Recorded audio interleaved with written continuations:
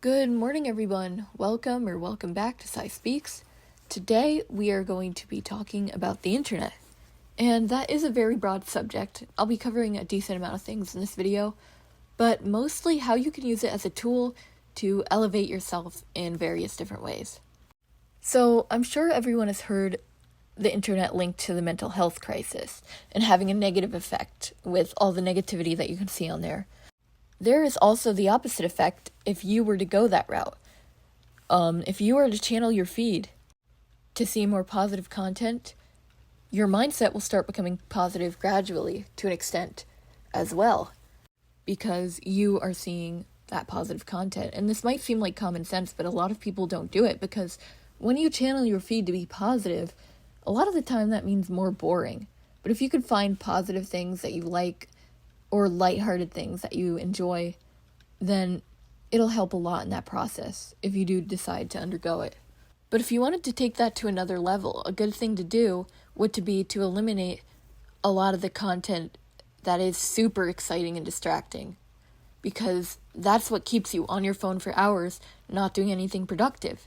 It's okay to have fun and have your interests, but when hours of your time is taken up by your phone, that's a lot of things that you could be dedicating elsewhere. That's a lot of your time. And especially when you become an adult, that time is extremely valuable. I'm not even an adult yet, and that time is already extremely valuable to me because I know a lot of adults aren't going to have hours and hours to do things. So any hour that is taken up by social media in your phone, that is taking it out of wherever you could be dedicating it to something better. Now, we are going to talk about other aspects of the internet, but first I want to go into the specifics of how you can channel your social media feed. And that is pretty easy. Simply like and watch content that is more positive, and eventually your feed will adjust itself to this because it'll say, oh, okay, this person enjoys watching this. A lot of the time that does involve watching things all the way through, even if they're boring, because the watch time, I'm sure the algorithm takes that into account as well.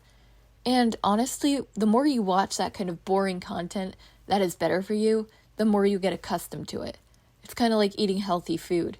Once you find those good healthy foods that you actually like, it gets a lot easier to be on a healthy diet. Same thing applies to social media.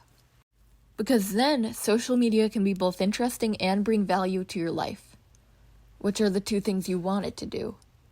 Because if you're going to spend hours online, you should make those hours count. And obviously, the internet is not all social media. That's just a portion of it. So for the rest of the internet, a lot of the time you can use Google for research and stuff. Everyone knows that, but there are specific things that a lot of people don't know, especially if you're not tech savvy like that. There are actually built-in settings where you can look at different file types, specific websites, and it makes narrowing things down a lot easier, not just in the specific filter tab. So if you're searching something, you could say site : data.gov or something, any site that you want to exclusively filter out results from. There's also, you can do that with file type and website extension. And so you can filter out less reliable websites and look specifically for file types or different things that you're looking for specifically. And that is a big time saver once you know how to use it. Because instead of sifting through a bunch of junk, you can look through specifically PDFs or docs or whatever type of file that you are looking for instead of a bunch of junk. Another thing you could do to make your internet time worthwhile is simply look for opportunities. I talk about this a lot in my YouTube shorts. There are so many opportunities available on the internet. Even if you're a kid, that's not an excuse because there are so many opportunities out there for you. National Geographic, in fact, they have a middle school and a high school travel program that you can apply to. CIEE has a student travel program as well, and there are scholarship opportunities for even low-income families to experience these things. And when it's all available to you, why not take advantage of that? Additionally, there are so many tutorials, so many skills. There are millions and millions of sites. You already know that, likely, if you're on the internet. when there's that many opportunities in front of you to learn, to develop your skills, to do all those things, not taking advantage of them, I think, is a waste of your time. Because there is so much that you could be doing. A lot of the internet has oversaturation. Like even YouTube, like I'm doing. There are millions and millions of YouTubers. But that doesn't mean every single thing is going to be oversaturated. My bad.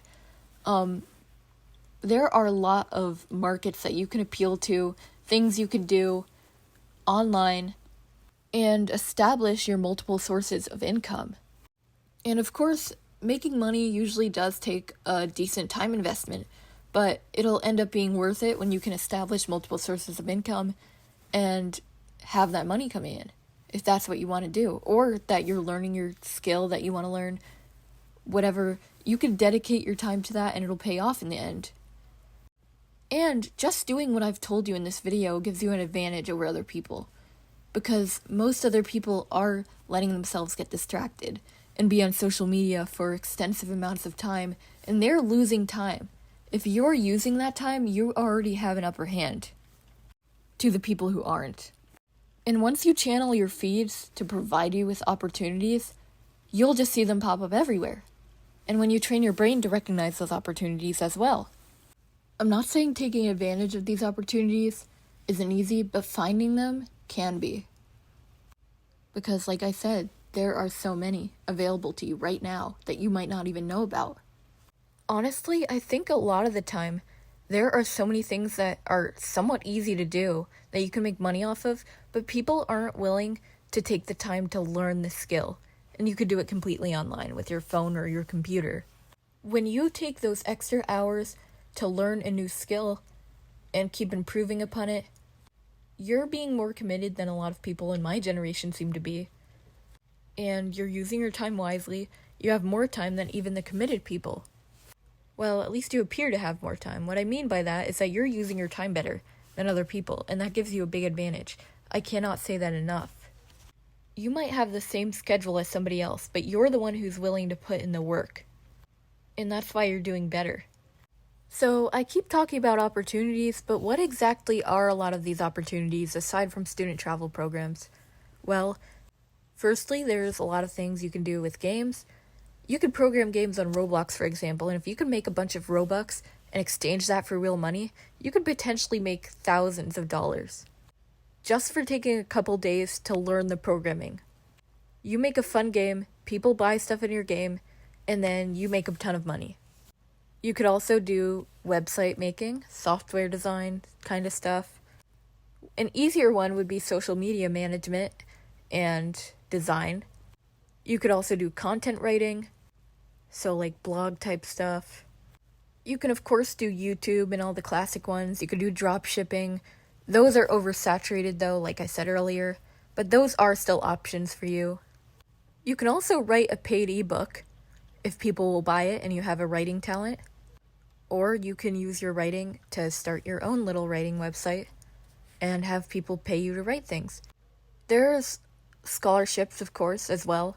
Kind of mentioned that earlier with the travel thing. But for people in college or in high school, those are pretty good opportunities because if you put in the effort, like I said, a lot of students aren't, and that already takes out the pool of who you have to compete against.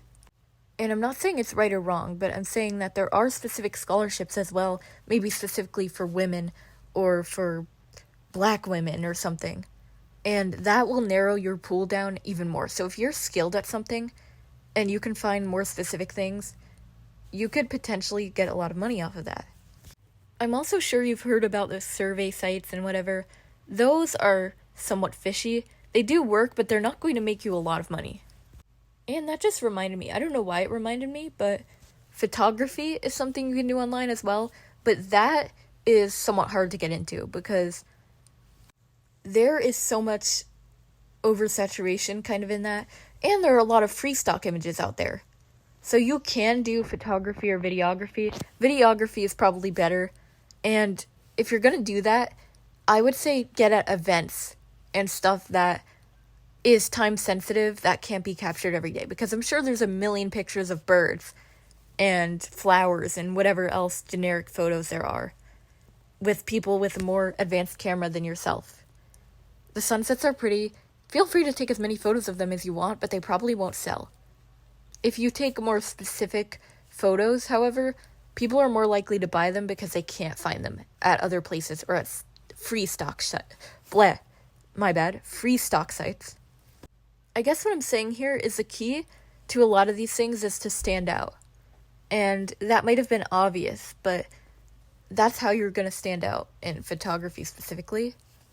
If you can think of something that's different from other people, where you're going to be offering something different that others can't bring to the table, then take advantage of that as much as you can, because that's probably where a lot of your money is going to come from.